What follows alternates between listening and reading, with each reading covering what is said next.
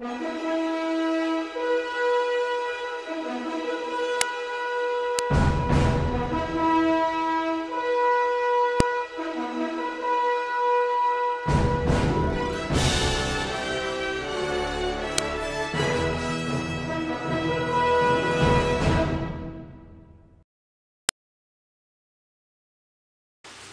hörmətli tamaşaçılar.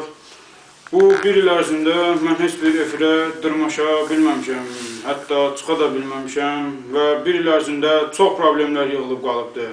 Mənə Bakı Özəl Türk şahidləri çoxlu öz problemlər haqqında danışıblar. Mən onlara heç vaxt qoymaram bu yeni ilə, hətta icazə də vermərəm ki, bu yeni ilə girsinlər, hətta daxil olsunlar.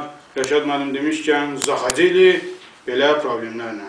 Mən də heç nə başa düşmədim, amma keçək verilişimizə. Birinci problemimiz bizim çox böyük bir problemdir. Uşaqlar bundan çox əziyyət çəkirlər. Bilmirəm necə çəkirlər, iplə çəkirlər, nəylə çəkirlər, bilmirəm amma çəkirlər. Onun mənə dəxli yoxdur. Birinci problemimiz yatmaq haqqındadır. Bizim uşaqlar deyirlər, hətta söyləyirlər ki, biz yata bilmirik. Bizim yatmaq problemimiz var. Mən isə onlara deyirəm, heç bir narahatçılığa ehtiyac yoxdur. Sizə gəlib cəmi 10 dəqiqə coğrafiya dərsində oturmağı məsləhət görürəm. Problem yoxdur, 10 dəqiqəyə getdi də. Bəli. İkinci problemimiz də analogu olmayan bir problemdir. Bəli, oxuyuram. 4-cü qrup uşaqları mənə yazır. Zoologiya dərsləri çox çətindir. Biz bunu oxuya bilmirik. Heyvanların adı yadımızda qalmır. Elə heyvanlar var ki, onların adı kitabda belə yoxdur. Uşaqlar, heç bir narahatçılığa ehtiyac yoxdur. Cəmi sizə bircə dəfə dərsə gecikib, gedib Eyşən müəllimin gözəl sözlərinə qulaq asmağı məsləhət görürəm. Problem yoxdur. Ömrünüzdə eşitməmizi, bütün heyvanatlarını orada eşidib öyrənə bilərsiniz. Üçüncü problemimiz də əməlli başlı problemdir. Əməlli, hətta qaydalı əməlli problemdir. Aralamaq problemi uşaqlarda dəhşət yaranır. Bu institut tərəfəsində bütün uşaqlar hamısı çox yeyirlər, içirlər, dərs oxuyan moment acırlar, belə nəysə filan beşməkan. Onlara heç bir narahat olmamağı məsləhət görürəm.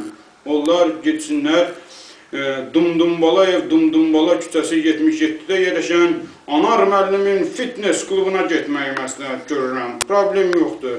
Elə oranın sahibi kimi siz də elə arıq olasınız. Uşaqlar və müəllimlər, növbəti problemimiz çox ciddi bir problemdir. 11C sinifinin uşaqları yazır mənə. Bizdə psiki pozğunluq var.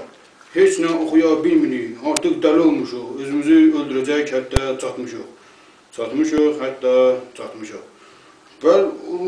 Mən bu sinifdə başa düşürəm bu problemi və onları həll eləməyə kömək edəcəyəm.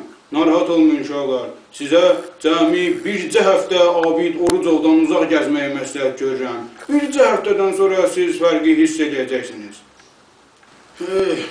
Zamanə belədir, uşaqlarda ciddilik problemi vardır. Mənə çox yazırlar. Mən çox şitəm, zarafatlar edirəm, hətta özümlə də gülə bilmirəm. Çox şitəm, çox güləm, çox güləm. Bu böyük bir problemdir. Amma heç bir narahatçılığa ehtiyac yoxdur. Sizə cəmi bircə saat Sait müəllimlə söhbət eləməyi məsləhət görürəm. Problem yoxdur. Uzağı 10 dəqiqəyə siz bütün gülmə hissini itirib ağlamağa başlayasınız. İndiki gün.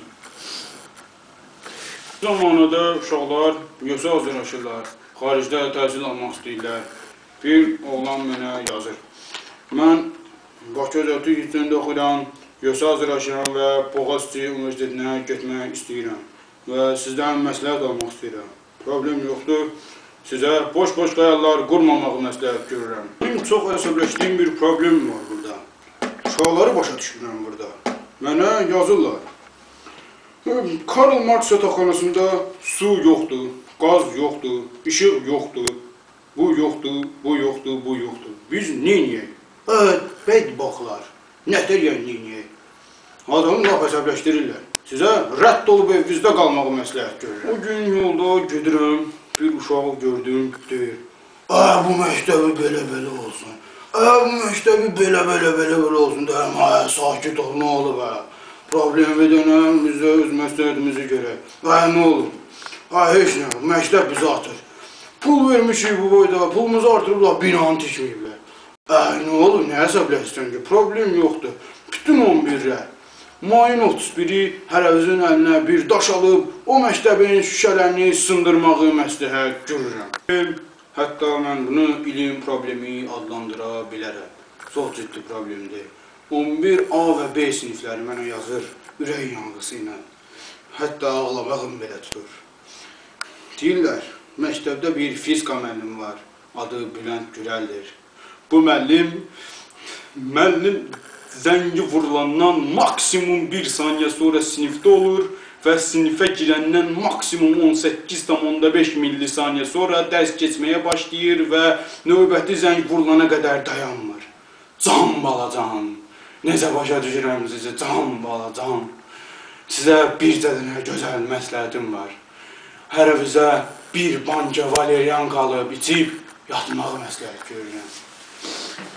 Uşaqlar deyirlər, məktəbin menyusunu biz bilmirik, başa düşmürük, menyuda nə var bugün, yoxdur bugün, hətta vardır bugün, yoxdur bugün. Problem yoxdur uşaqlar, sizə Xıdır müəllimin qalstuğuna baxmağı məsləhət görürəm. Orada bütün yeməklərin adı ləkəsi qalır. Bəzi uşaqlar var, ciddi xəstəliklərdən əziyyət çəkirlər. Artıq onlar bunların arzusuna heç cür dözə bilmirlər. Ay uşaqlar, problem yoxdur. Sizə gedib Ramazan müəllimi bircə dəfə hirsləndirməyi məsləhət görürəm. O elə qışqıracaq ki, sizdə xəstəlik, heç nə qalmayacaq. Siz elə yerinizdəcə keçinəsiniz. Deyirlər, biz çox yoruluruq, yorğunçuluq olur, dərslər çox ağırdır, bizə istirahət lazımdır. Ay uşaqlar, heç bir problem yoxdur. Siz gəlib, İngilis dil dərsində Rəşad müəllimlə bir yerdə istirahət eləyə bilərsiniz. Bunu sizə məsləhət mən görürəm. Elə yolla gedirdim, bir də gördüm, uşaq ağlayır. Dedim, ay, nə olub, niyə ağlayırsan?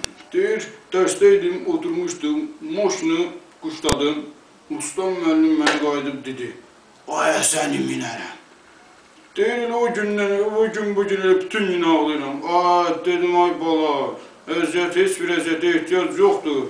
Amma mən burada sənə heç bir şey məsləhət görəm. Çox zənglər gəlir ki, siz hamıya belə güzel məsləhətlərinizdən verirsiniz, hamının dərdinə dərman olursunuz, hətta dərman da yox, iğnə olursunuz. Bəs siz özünüzə niyə məsləhət görmürsünüz? Mən də bu sual üstündə çox fikirləşdim və nəhayət özümə bir cavab tapdım. Özümə bu zalda əyləşən hər bir şəxsin bayramını təbrik eləməyi məsləhət görürəm. Sağ olun.